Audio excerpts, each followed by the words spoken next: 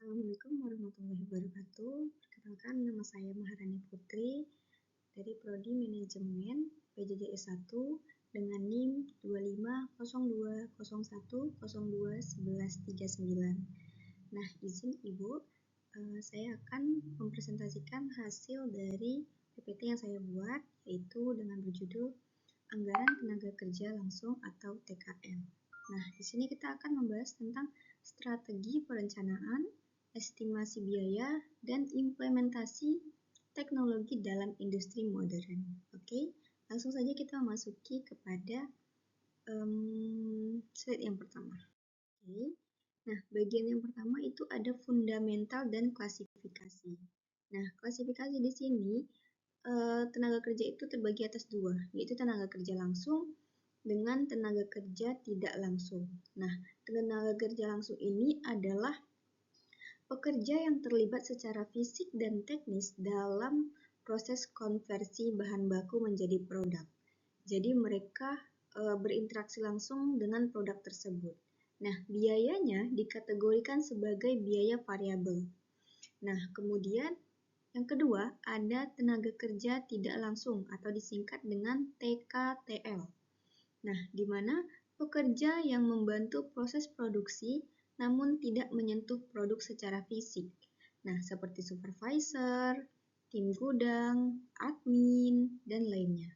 Nah, biaya ini akan kita masukkan kepada kategori biaya overhead. Nah, untuk lebih paham, mari kita lanjutkan ke slide berikutnya. Nah, slide berikutnya ada tujuan strategi dan anggaran. Tenaga kerja langsung. Di mana di sini kita mempunyai yang pertama akurasi biaya produksi. Nah, akurasi biaya produksi ini kita menghitung biaya per unit secara presisi agar harga jual tetap kompetitif namun menguntungkan. Yang selanjutnya kita pengawasannya lebih efisiensi. Nah, pengawasan yang efisiensi akan menjadi tolak ukur atau standar untuk menilai apakah jam kerja real di lapangan sudah sesuai dengan rencana atau malah boros karena para pekerja asik bersantai daripada mengerjakan produk tersebut. Nah, yang ketiga ada manajemen kas atau cash flow. Manajemen kas ini harus memastikan ketersediaan dana untuk pembayaran upah dan tunjangan tepat pada waktunya. Nah, yang keempat ada dasar kebijakan SDM. Di sini membantu manajemen memutuskan apakah perlu menambah karyawan atau hanya cukup menambah jam lembur atau overtime. Kemudian selanjutnya ada bagian 2, di mana teknis penyusunan dan estimasi. Di sini faktor penentu. Jadi kita punya faktor penentu, yaitu dalam menyusun anggaran tenaga kerja langsung, manajemen harus mempertimbangkan variabel dinamis, di mana standar jam kerja, yaitu waktu yang dibutuhkan untuk satu unit produk. Jadi kita tidak bisa bersantai-santai untuk mengerjakan satu produk. Jadi kita harus punya waktu yang tepat untuk satu produk ini jadinya hanya berapa jam gitu.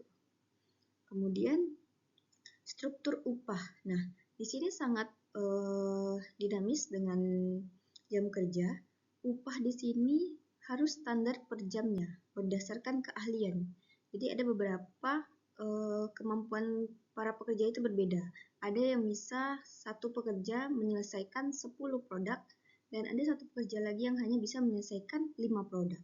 Nah, jamnya tetap sama 1 jam tapi hasilnya itu berbeda. Nah, disitulah kita harus mengatur struktur upahnya. Nah, kemudian ada rencana produksi. Nah, di sini di mana volume unit yang akan dibuat dalam periode tertentu. Jadi kita harus mengukur untuk berapa jam kita harus bisa memproduksi berapa banyak unit produksi tersebut.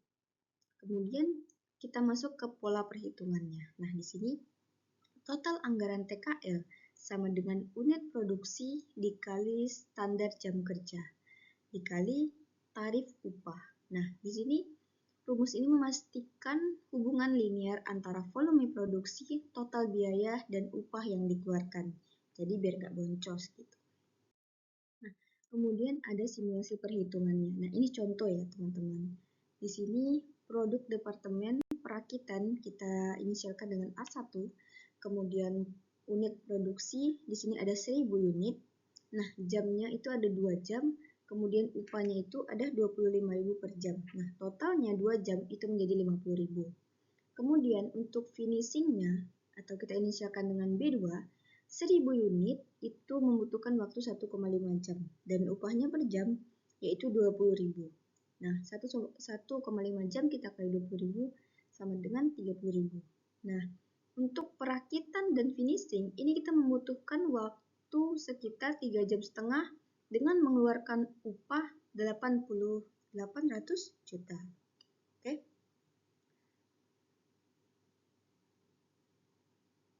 Nah, selanjutnya kita melanjutkan ke bagian ketiga yaitu studi kasus dan teknologi. Nah, di mana studi kasus sama dengan atau risiko estimasi. Nah, di sini kita punya studi kasusnya tentang risiko estimasi. Nah, fenomena PT Adinata. Terjadi selisih kerugian unfavorable variable sebesar 49,3 juta antara anggaran dan realisasi. Nah, penyebab utamanya apa? Penyebab utamanya adalah keterlambatan bahan baku yang membuat jam kerja karyawan molor. Namun, upah tetap harus dibayarkan. Nah, di sini yang salah itu bukan para pekerja, tapi karena bahan bakunya yang lambat datang, jadi pekerja itu harusnya sudah selesai berapa produk, karena bahan bakunya lama, akhirnya mereka kerjanya tertunda. Tapi pekerjaan yang tertunda tersebut harus tetap kita bayarkan. Nah, kemudian pelajaran utamanya adalah anggaran TKL tidak berdiri sendiri, sangat bergantung pada kelancaran rantai paksok. Nah, jadi kalau misalnya salah satu rantai paksoknya ini terlambat atau hilang, itu akan sangat berdampak pada pekerjaan tersebut. Kemudian, perusahaan perlu menetapkan batas toleransi selisih minimal atau misalnya 5% untuk evaluasi efektivitas. Jadi, kita harus mengevaluasi minimal 5% untuk selisih toleransi tersebut. Kemudian, pengawasan jam kerja harus dilakukan harian, bukan bulanan.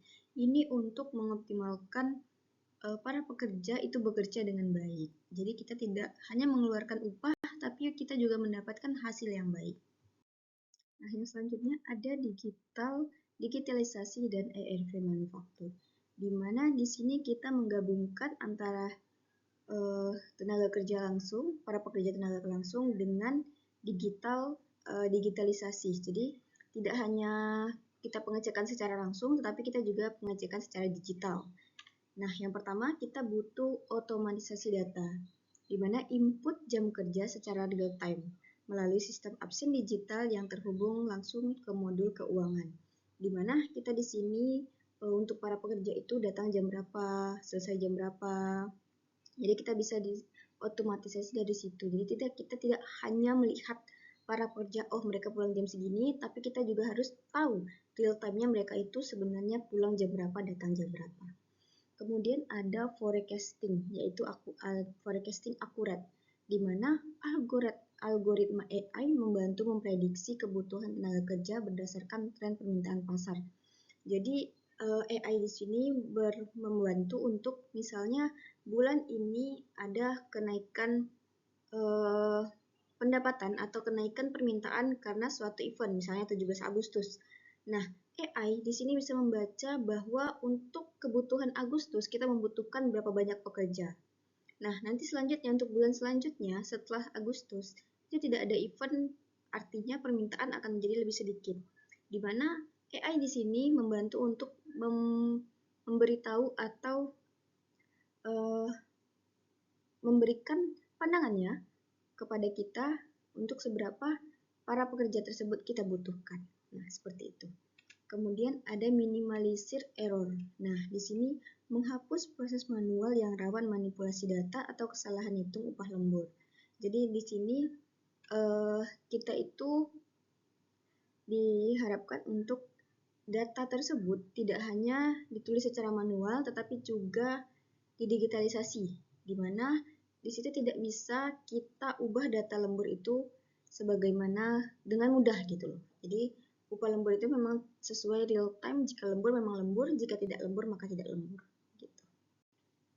Oke, selanjutnya yaitu potensi efisiensi. Nah, di sini ada 22% penghematan biaya dari sistem yang kita sebutkan tadi. Nah, implementasinya pertama itu sistem pemantauan tenaga kerja yang terintegrasi atau ERP terbukti mampu mengurangi pemborosan jam kerja hingga 22% per tahun. Nah, ini kan sangat lumayan menambah income untuk pengusaha gitu.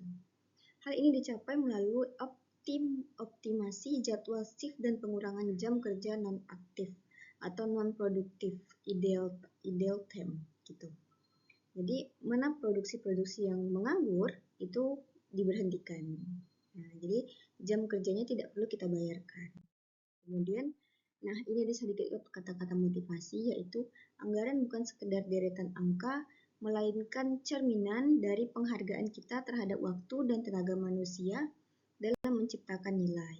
Nah, di sini akan menjadi penutup kita membahas tentang tenaga kerja langsung, di mana kita harus membuat digitalisasi terhadap tenaga kerja langsung ini agar kita mendapatkan efisiensi yang lebih baik.